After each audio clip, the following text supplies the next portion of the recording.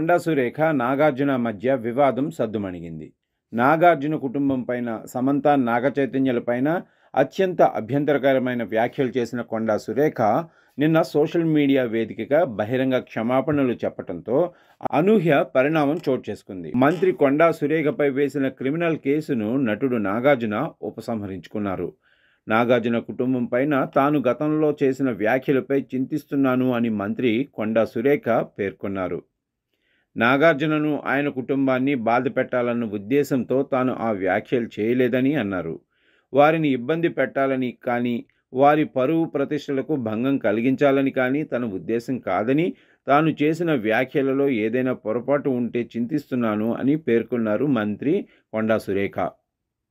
తన వ్యాఖ్యలను ఉపసంహరించుకుంటున్నాను అని ఈ సందర్భంగా ఆమె పేర్కొన్నారు. అయితే ఈ విషయం పైన ప్రస్తుతం ఆసక్తికర చర్చ జరుగుతుంది.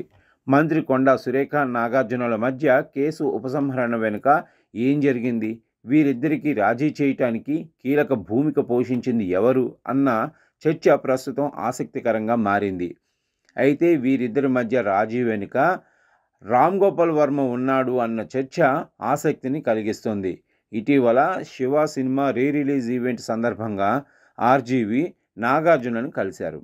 ఈ సందర్భంగా ఆయన సురేఖ పైన ఉన్న పరువు నష్టం దావా కేసు విషయంలో ఇద్దరి మధ్య రాజీకి ప్రయత్నించారు. రామ్ గోపాల్ వర్మ కొండా కుటుంబానికి కూడా సన్నిహితుడిగా ఉండటం, కొండా మురళి మీద కొండా పేరుతో సినిమా తీయటంతో వారి కుటుంబానికి మరింత చేరువయ్యాడు.